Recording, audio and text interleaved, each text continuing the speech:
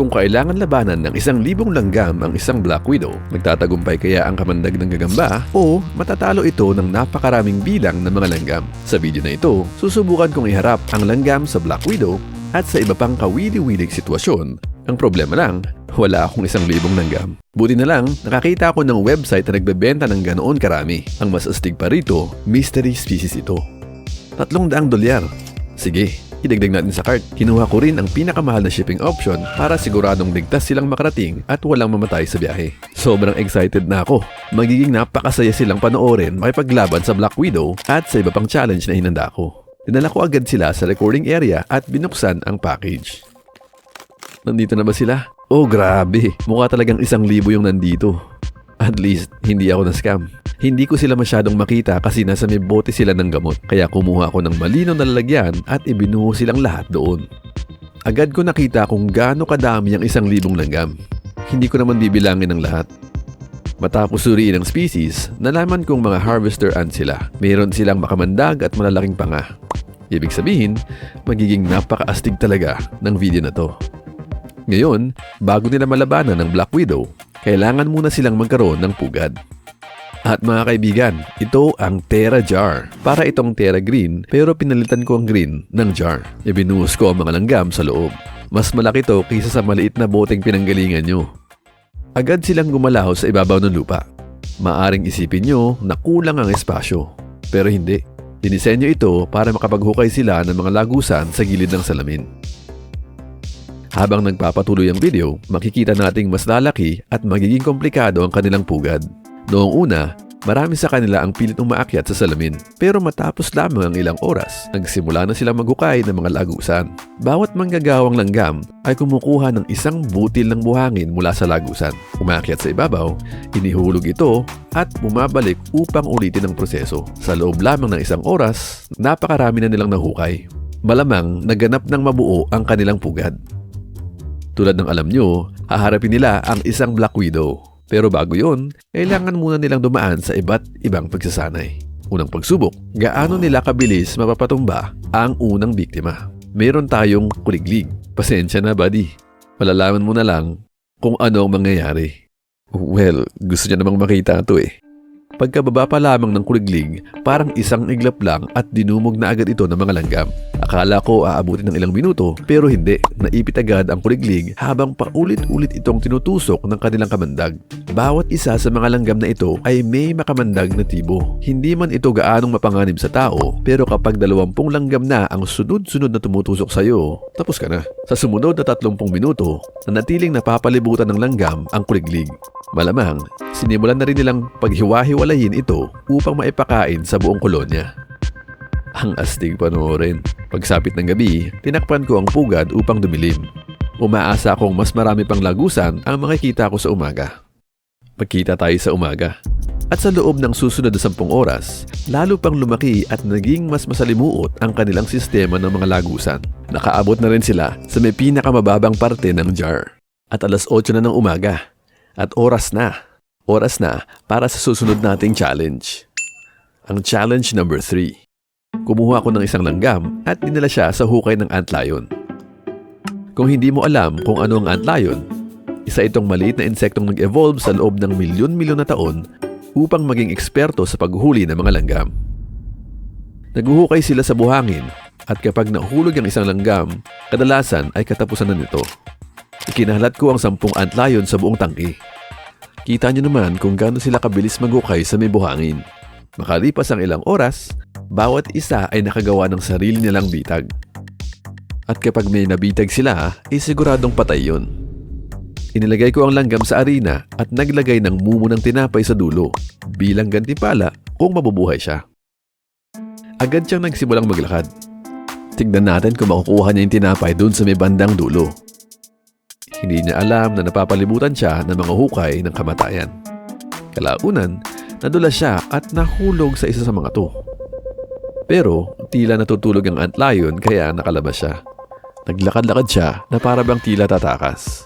Pero dahil doon, nagising ang antlion at nilinis niya ang kanyang butas para kung sakaling bumalik ang langgam ay ready na siyang umatake. Kalipas ng ilang minuto ay ganoon nga nangyari. Nagpaikot-ikot ang langgam sa loob ng butas, ngunit kahit anong gawin ng antlion ay hindi niya masipit yung langgam.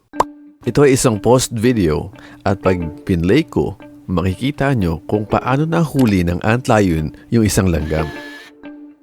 Unti-unting hinila ng antlion pababa yung langgam hanggang sa hindi na ito makita. Akala ko tapos na. Ngunit, maya-maya, lumitaw ang bahagi ng kanyang ulo mula sa lupa. Lumalaban siya. Ginagamit ng langgam yung stinger niya para subukang makatakas sa antlion. Ang mas kakaiba, imbis na tumakbo palayo, sinubukan pa niyang maghukay pabalik sa lupa kung saan siya muntik nang makain. Bro, ano bang ginagawa mo? Bakit mo hinuhukay na parang aso? Literal na ginagamit niya yung front legs niya para hukayin yung butas kung saan muntik na siyang mamatay. Sige, kung yan talaga yung gusto mo, ilalagay kita dito. Magpakasaya ka dyan, buddy. Muli ko siyang inilagay sa iba pang hukay. Nahuli na naman siya. Sinubukan siyang hilahin pababa ng antlion pero nakipaglaban siya at swerte niya dahil nakatakas na naman siya. Pagkalabas niya, diretso siyang tumakbo sa mumo ng tinapay at nakuha ang gantimpala. Hindi ka panipaniwala. Parang niloko mo lang ako para mapalapit ka sa tinapay. At yun na nga, nanalo yung langgam sa challenge niya. Meron talagang kakaiba sa mga langgam na ito. Paano ka nakalampas sa mga patibong? At higit sa lahat, paano ka nakatakas dito sa antlion? At alam mo pa kung nasan yung tinapay. Yan, sinusubukan niya nang bumalik sa ant colony niya. Sige, babalik na kita. Ibinalik ko siya sa kolonya kasama ang pagkain. At agad itong pinagkaguluhan ng mga langgam. Pinira-piraso na lang yung tinapay at dinala sa malalim na parte ng kolonya.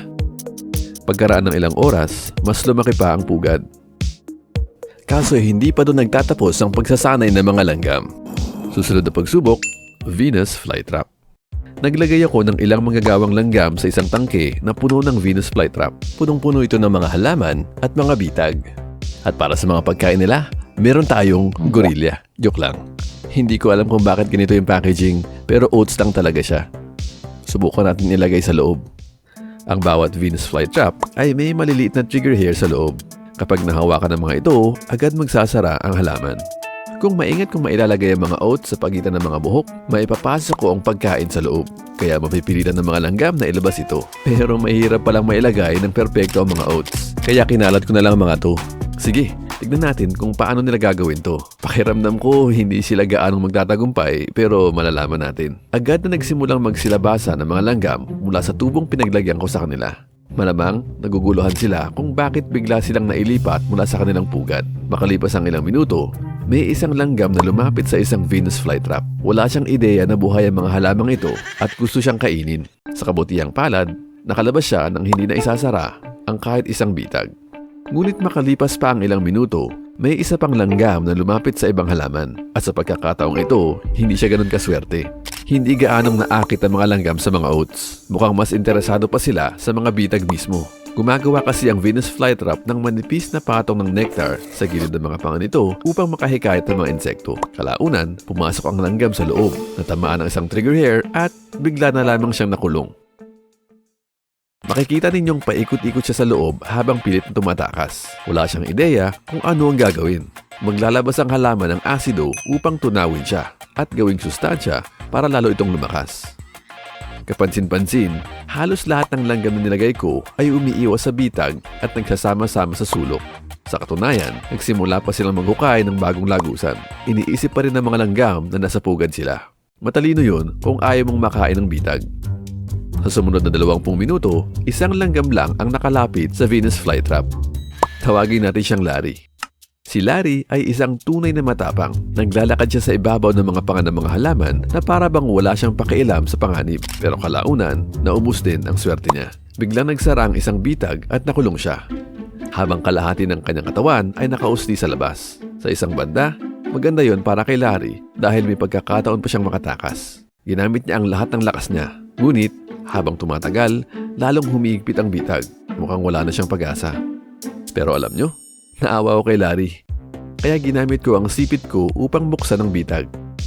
Nailigtas ko siya at binalik sa kolonya. Sa kabuuan, naging matagumpay ang pagsasanay. Isa lamang ang namatay sa lahat ng langgam. Kaya ibinalik ko sila sa pugad at binigyan ng buong kolonya ng maraming oats. Hindi nagtagal, nagsimula na nilang dalihin ang mga oats pababa sa kanilang lagusan. Ang huling pagsubok bago harapin ang Black Widow ay isang simulasyon ng baha. Oo, babahain ko ang pugad ng mga langgam. Kung talagang babahain ko ito, malulunod ang bawat langgam. Kaya sa halip, gagamit ako ng isang maliit na aparatong tinatawag na Little Dripper at dahan-dahan magpapatak ng tubig. Maaring parang simpleng bagay lang to, pero sapat na ang kaunting tubig upang posibleng gumuho ang ilan sa kanilang mga lagusan. Kung magagawa nilang ayusin agad ang pinsala, maipapasa nila ang lahat ng pagsubok at magiging handa na sila para sa Black Widow. Agad kong sinimulan patuluin ang tubig. Noong una, mukhang nalito ang mga langgam. May ilang patak na tumama sa kanila at lubusan silang nabasa. Pero nagulat ako na parang gusto pa nilang mabasa. Parami ng parami ang nagtipon sa lugar kung saan bumabagsak ang tubig hanggang sa magkaroon ng malaking kumpol ng mga langgam na tuluyang nababasa. Ang galing ng mga langgam pagdating sa magtutulungan. Sa kalikasan, pag may tunay na baha, nagsasama-sama ang napakalaking kolonya ng langgam upang bumuo ng balsa gamit ang kanilang katawan. Sa ganoong paraan, nananatiling tuyo sa ibabaw ang reyna at ang mga itlog upang matiyak ang kinabukasan ng kolonya. Iyon mismo ang ginagawa nila. Pinagdugtong nila ang kanilang mga katawan upang magsilbing panangga laban sa tubig at maprotektahan ang lagusan papunta sa mga itlog. Akala ko babagsak ang mga lagusan dahil sa tubig. Pero tila nag-evolve na ang mga langgam upang makayanan halos anumang hamon. Haalisin ko na ang tubig. Ayokong makasama pa sa kanila. Napatunayan yung napakahusay nyo. Agad yung natalo ang kuliglig, nakatakas sa mga antlayon, nakaligtas sa Venus flytraps at nakayanan pa ang baha. Sa buong prosesong yon, nakapagtayo pa kayo ng isang kahangahangang pugad at isang maunlad na kolonya. Maaari nang sabihin na handa na kayo para sa aking Black Widow. Ito na lang ang natitira kong Black Widow dahil nakatakas na ang lahat sa iba kong mga videos. Inilagay ko ang Black Widow sa isang lalagyan upang makita ninyo ang mabuti. Mapapansin nyo ang sikat nitong pulang hourglass na marka. Sandali, teka, ito pala ang alaga kong robot na Black Widow. Narito ang tunay na Black Widow at gaya ng nakikita ninyo, talagang nakakatakot siya. Sa ilalim ng makintab niyang itim na tiyan, matatagpuan ang pulang hourglass na marka. Napakalakas ng kamandag ng mga to. Kung makakagat man siya ng kahit isang langgam, malamang ay patay na yun. Narito ang tangke kung saan magaganap ang huling laban. Naglagay ako ng ilang sanga mula sa aming bakuran at saka inilagay ang Black Widow. Agad siyang umakyat sa mga sanga habang naghahanap ng komportableng lugar.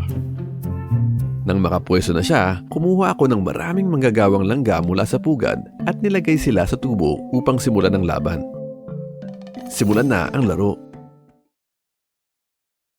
Agad na tumakbo palabas sa mga langgam at kumalat sa buhangin. Nang makababa na ang karamihan, may ilang nagsimulang lumapit sa Black Widow na nakapwesto sa sanga sa itaas nila. Pero hindi ako ganun kapasensyosong tao. Hindi ko kayang hintayin ang pagsisimula ng laban. Kaya ako mismo ang kumuha sa sanga at inilapit ang gagamba sa mga langgam. Agad na nagsimulang tumakbo ang gagamba. Halos walang nakapansin maliban sa isang langgam na tila nasagi ang paa nito at natakot. Sinubukan ng Black Widow na makatakas sa pamamagitan ng pag-akyat sa salamin. Nang mapansin ng ilang langgam ang gagamba, agad nila itong sinalakay.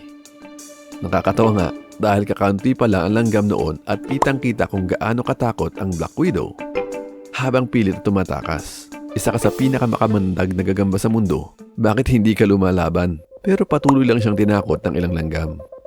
Samantala, ang iba pang langgam ay abala sa kanilang ginagawa sa kabilang bahagi ng tangke. Kaya nagpasya kong gawing mas interesante ang sitwasyon. Kinuha ko ang lahat ng langgam at binalik sila sa pugad.